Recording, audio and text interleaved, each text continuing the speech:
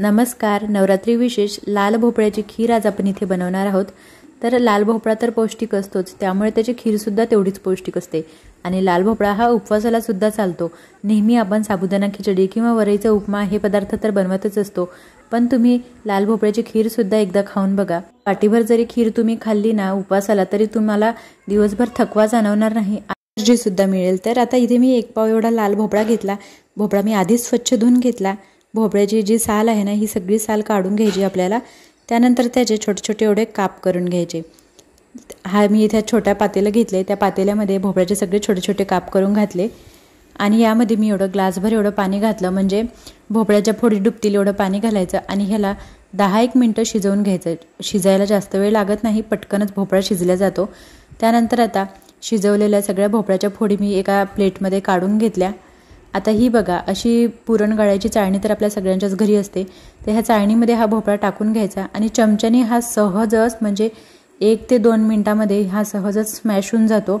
आणि ह्याला तुम्ही स्मॅशरनी स्मॅश वगैरे करू शकता, पण तरीही याच्यामध्ये काही असे रेषे म्हणजे धागे धागे राहतात, जे खाताना तोंडामध्ये लागतात. त्यामुळे ना मी ह्याला चाळणीने गाळून घेतले. यामुळे ना आपली खीरसुद्धा एकदम प्लेन बनते आणि खायलासुद्धा खूप स्वादिष्ट लागते.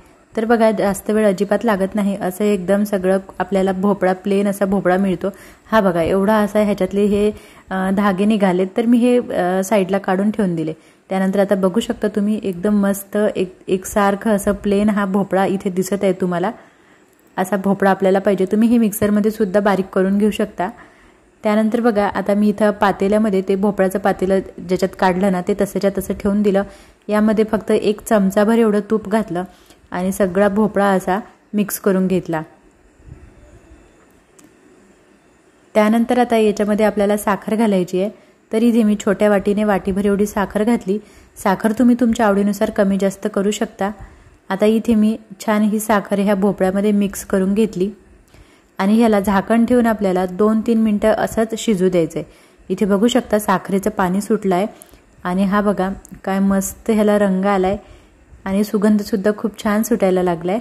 हा बघा, अजिबात हा पातेल्याला चिटकत वगैरे नाही. ह्या सगळ्या प्रोसेसमध्ये गॅस जो आहे ना आपला, हा एकदम लो ठेवायचा आहे आपल्याला. मंद गॅसवरच आपल्याला हा भोपळा छान शिजवून घ्यायचा आहे. नंतर यामध्ये चिमूटभर एवढी आपल्याला वेलची पावडर घालायची आहे आणि हे जायफळ आहे. तर हे जायफळ मी थोडंसं ह्यामध्ये खिसून घातलेलं आहे.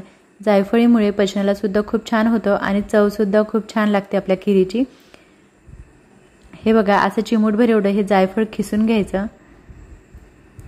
आणि परत छान हे सगळं मिश्रण एकदा मस्तपैकी चमच्याने असं मिक्स करून घ्यायचं आणि झाकण ठेवून याला परत आपल्याला 2-3 मिनिटं शिजवून घ्यायचे. म्हणजे बघा, आता ह्या जो भोपळा आपण शिजवला होता ना, ह्याला छान असा पाक आल्यासारखा होतो. हा बघा, असा मस्त पाकास आल्यासारखा हा आपला लाल भोपळा बनून तयार होतो. तुम्ही बघू शकता इथे. अशी खीर बनवली ना, तर ह्या खिरीची चव खूप म्हणजे खूपच भारी लागते.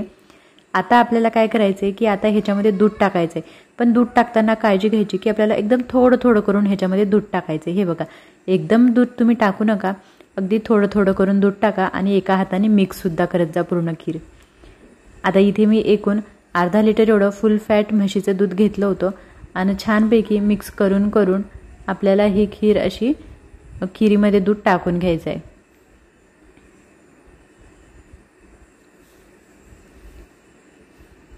आता याला छानपैकी आपल्याला आणखी 4-5 मिनिटे मस्त अशी उकळून शिजून द्यायची आहे. खीर इकडे बाजूला शिजत आहे, तोपर्यंत आहे ना आपण ह्याच्यामध्ये टाकण्यासाठी ड्रायफ्रूट्स तळून घेणार आहोत. तर इथे मी एका छोट्या पातेल्यामध्ये चमचाभर एवढं तूप घातलं आणि याच्यामध्ये काजू, बदाम, चारोळी आणि थोडेसे पिस्त्याचे काप हे छानपैकी आपल्याला गोल्डन ब्राऊन होईपर्यंत तळून घ्यायचे आहेत. आणि हे तळलेले सगळे ड्रायफ्रूट्स आपल्याला ह्या खिरीमध्ये घालून घ्यायचे आहेत. परत छानपैकी आता ह्याला एकदम मिक्स करून घ्यायचं आणि आणखी 2 ते 3 मिनिटं आपल्याला ही खीर उकळू द्यायची आहे. पूर्ण खीर उकळली म्हणजे ह्याला थोडासा दाटसरपणा आला की आपल्याला गॅस बंद करायची आहे. इथे तुम्ही बघू शकता, यामध्ये आपण लाल भोपळ्याच्या व्यतिरिक्त दुसरा कुठलाच पदार्थ म्हणजे रवा वगैरे असं काहीच वापरलेलं नाही आहे. तरीसुद्धा ही एकदम दाटसर अशी आपली खीर बनून तयार झाली आहे. याच्यावरती तुपाची धार टाकायची आणि खूपच पौष्टिक स्वादिष्ट लाल भोपळ्याची खीर तयार आहे। आवडल्यास चॅनलला लाईक शेअर सबस्क्राईब कमेंट नक्की करा।